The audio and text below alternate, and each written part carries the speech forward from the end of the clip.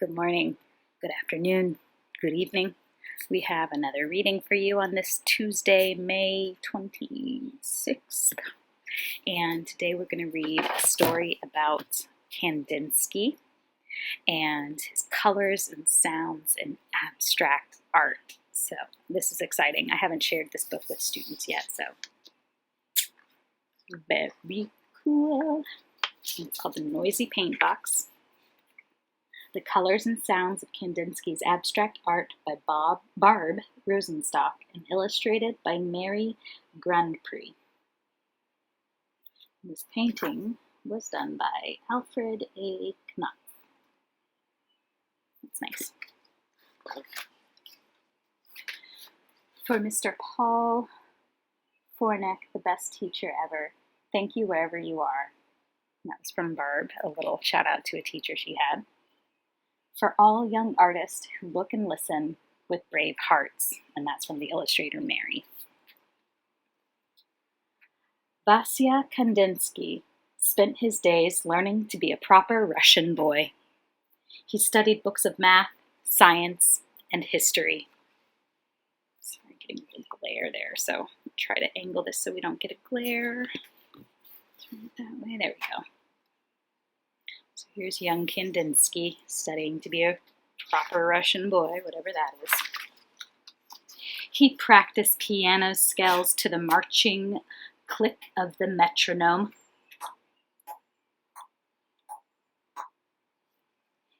He sat stiff and straight, dressed up dinners while the grown-ups talked and talked and talked.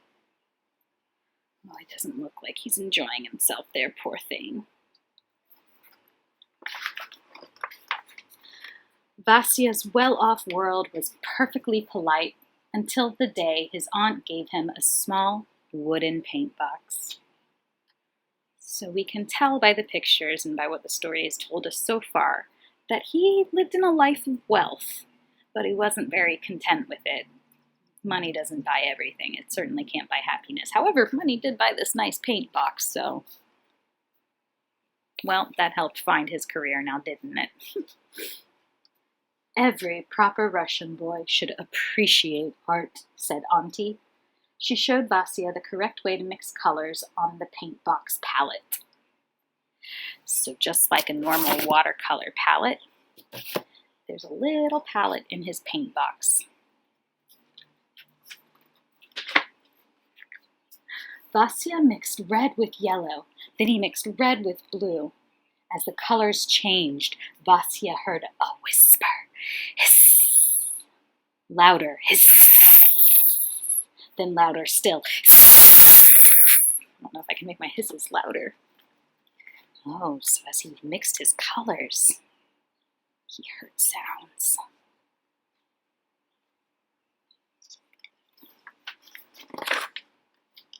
What's that sound? Asked Vasya. I don't hear a thing, said Auntie. Vasya listened as his brush stirred and swished. The swirling colors trilled like an orchestra tuning up for a magical symphony. Wow, look at that. He's hearing these colors. Mama, Papa, called Vasya.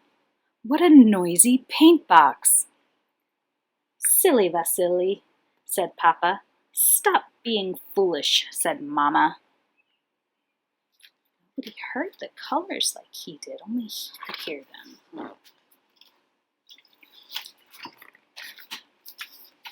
Vasya painted the sound of the colors. He spun a bright lemon circle onto the canvas. It clinked like the highest notes on the keyboard. He brushed a powerful navy rectangle that vibrated deeply like the lowest cello strings. He tossed up jagged swashes of blaring crimson and added cheerful dots of burbling green, clanging orange, and tinkling violet. Vasya painted and painted until the colors went quiet. Wow.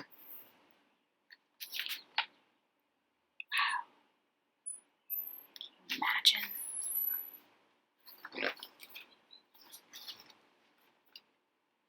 All right. Look what I made, shouted Vasya. Is it a house? Asked Auntie. Is it a flower? Asked Mama. What's it supposed to be? Asked Papa. It's music, said Vasya, waltzing his painting around the house. Calm down, said Mama. Do some math, said Papa. Heavens, said Auntie, this boy needs a proper art class. Nobody appreciated it. I would have. So Vasya went to art class and learned to draw houses and flowers, just like everyone else.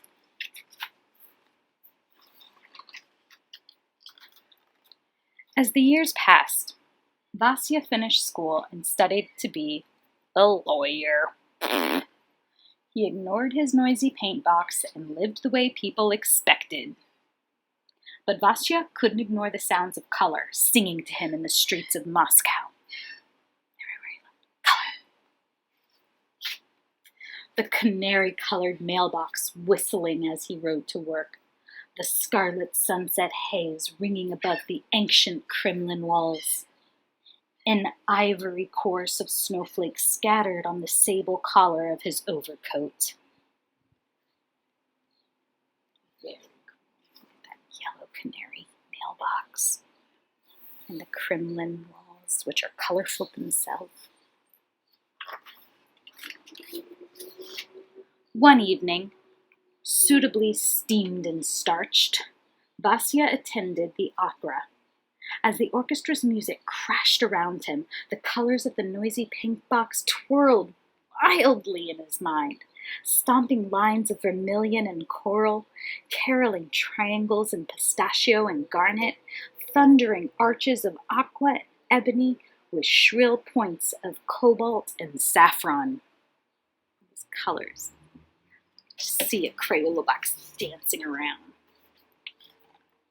Vasya heard the colors singing. Vasya saw the music dancing.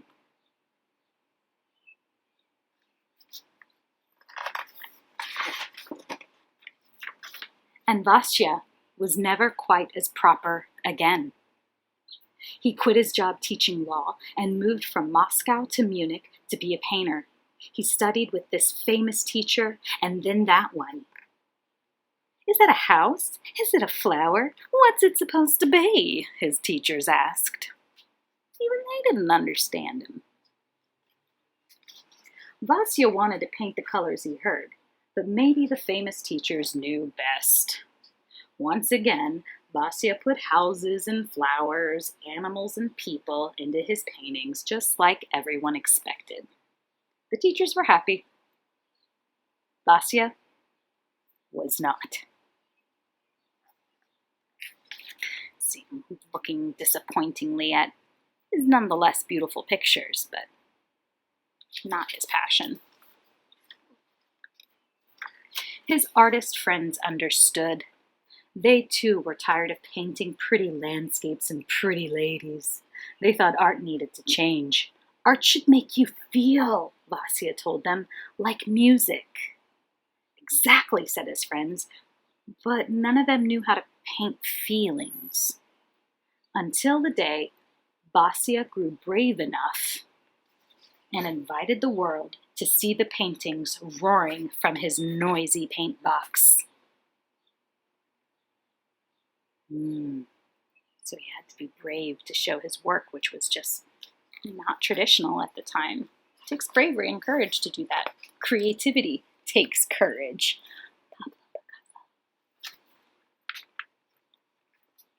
Rattle, bash, whistle, murmur, zip, clang, tweet. I think I got all of them. Oop, squeak.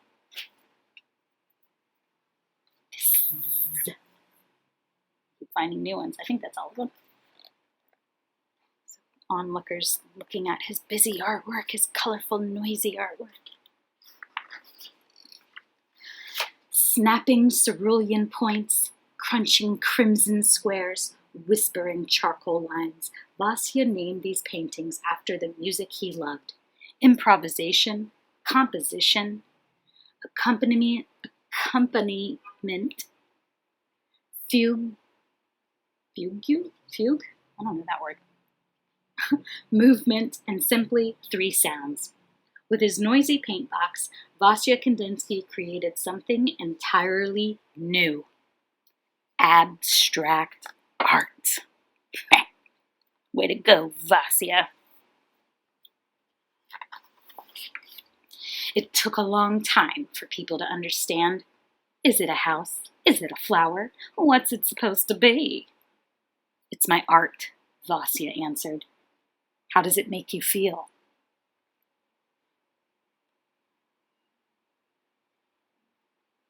Energized, I would say. So that's the end of the story. So a lot of courage for him to finally just share his art, share how art can be a feeling, and doing something completely new, making abstract art. He made that happen. In the face of the art world. Take that. All right. Excuse me. Now a little bit of background about our friend Vasya.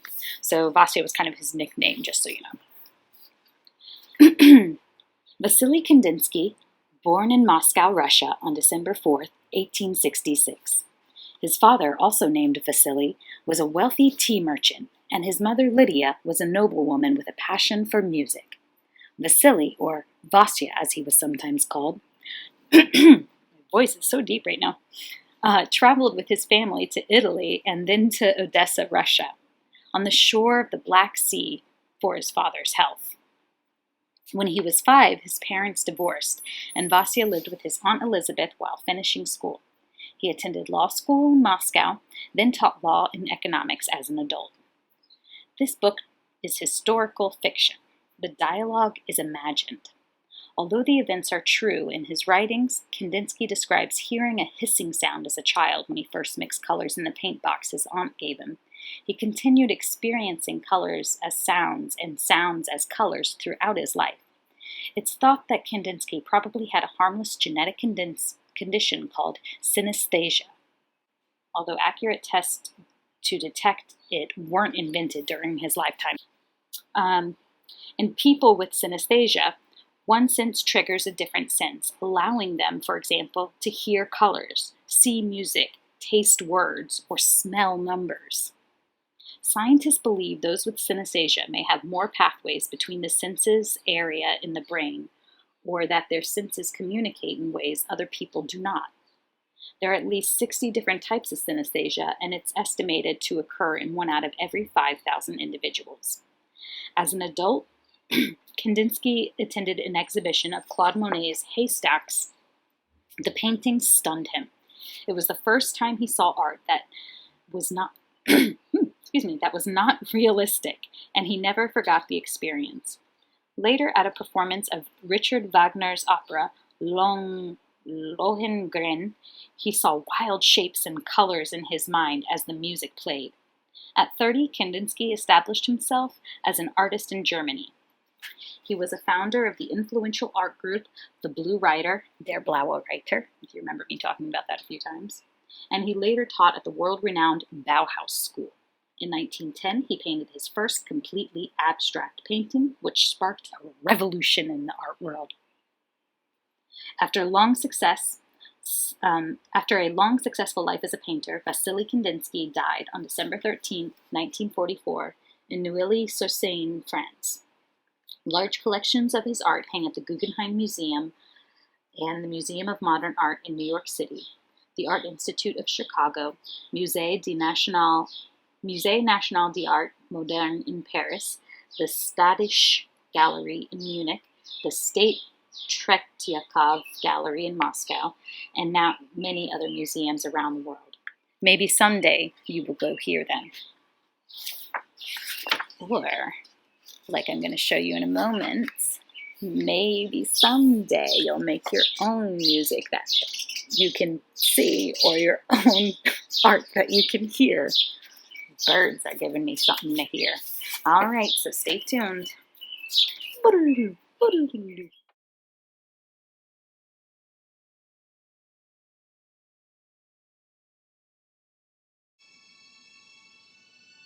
Okay, so I have Wagner playing in the background, his prelude to Lohengrin, or Lohengrin Prelude. I don't know much about classical music, so maybe it'll inspire me some.